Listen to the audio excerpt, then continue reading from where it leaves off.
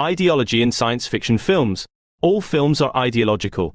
This is the topic that I want to explore in this video, and I feel Blade Runner 2049 is the perfect film to explore this topic, as there are many ideologies that I was to explore from this film, such as racism and inequality, as Flissfader says.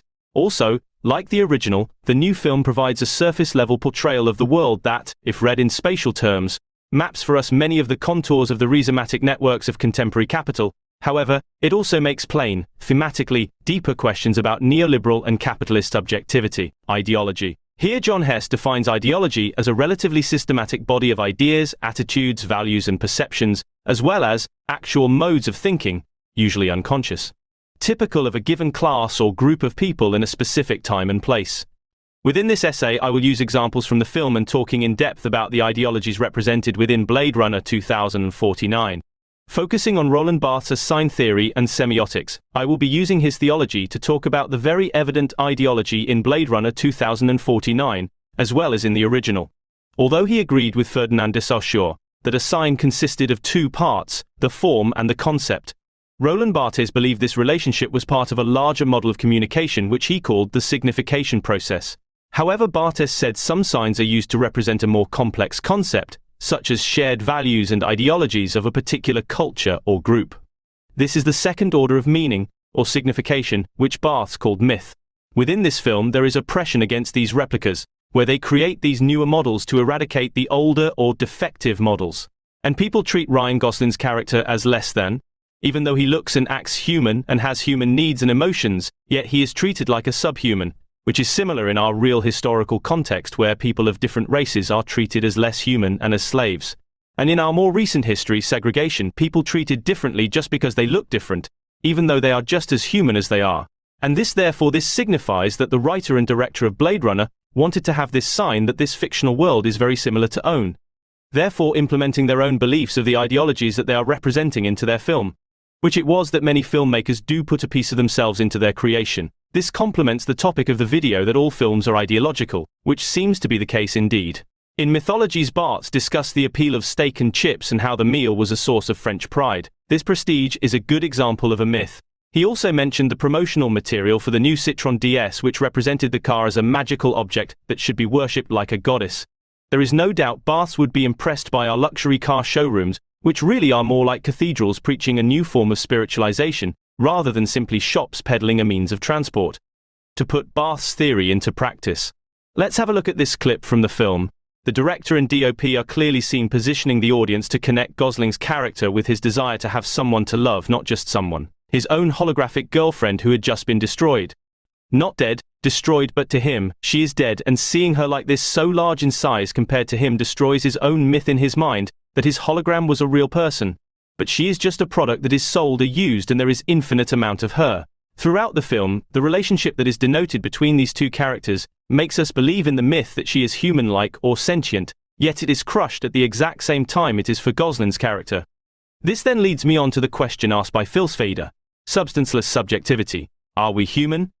Or are we denser? Flissfader then goes on to say, in order to help tame these responses, the manufacturing Tyrell Corporation opted to give the replicants implanted memories that could help them to better assimilate affect into their cognitive relationship to reality. Affect and memory make the replicants, like Rachel, Sean Young and Deckard, hypothetically NEX US7 models, more human than human. Here he is talking about the first film in the franchise, and this is even more relevant in Blade Runner 2049. The phrase more human than human has the signifier that the replicants are better than humans. And why I take from this is that the writers of the film wanted us to sympathize with the replicants, and KK is called a skin job many times throughout the film. And the preferred meaning that the audience should take away from this is that we should all be equal. All humans and all things like it. There is this myth that is created here that this reality is our future.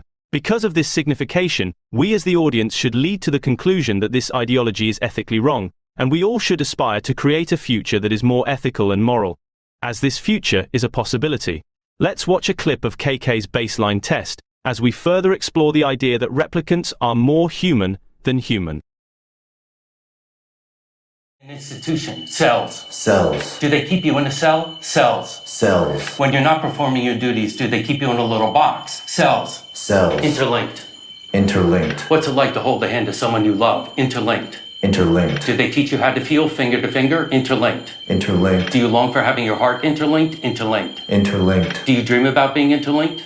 Interlinked. What's it like to hold your child in your arms? Interlinked. Interlinked. Do you feel that there's a part of you that's missing? Interlinked. Interlinked. Within cells, interlinked. Within cells interlinked. Why don't you say that 3 times? Within cells, interlinked. Within cells interlinked. Within cells interlinked. Within cells interlinked. Human. Vladimir Nabokov, Pale Fire. The passage that is used in the baseline test is from the 3rd canto of the poem that's the center of Vladimir Nabokov's Pale Fire, in which John Francis Shade, a fictional poet who wrote it, is describing an attack he suffered after giving a talk to the Krashaw Society, and during which he experienced a near-death sensation. That falling into unconsciousness is likely what the blood-black nothingness refers to. It's likely that the book Pale Fire is used in the film because it references some of the key themes of the movie. It's essentially a fake, being framed as a foreword, notes and commentary on a poem that doesn't really exist, and asks questions about what is real. It's also about a man who believes he's a chosen one looking for answers and discovering he's not special. Like Keijo in the movie, the fictional poet Shade is looking for meaning in his life and thinks he finds it, only to discover that in fact he's mistaken, and finds his true reason for existing elsewhere. He gives his own life meaning. Furthermore, the fact that he is called Joe by his holographic girlfriend is a further signifier that he is not human because of John Doe, a name to describe people whose name is unknown, or as the common Joe. Yet he truly believes he is human, even more reason that the anti-replicant ideology is morally wrong, as K and even the older model replicants are more human than human. This is Baudrillard. He talks about hyper-reality and how some texts find it difficult to distinguish the representation of reality from a simulation of reality. A copy of a copy. I feel as if this film is a simulation of a possible reality of ours, when ideologies of immoral people get out of control. When corporations oversee the world, yes, this is a more radical theory of what our future is, but it is not far from it. There is a possibility that this could be our future, repeating history of slavery, discrimination and racism, just on another type of race, or species you can call it. It seems a possibility that AI is evolving into something more, and something that can become more human than human, and this cannot happen. That is the message of the film as I interpret it. Even my voice is AI generated, almost sounds human, doesn't it? Overall, all films are ideological, and Blade Runner is just one example out of millions of films that support this claim.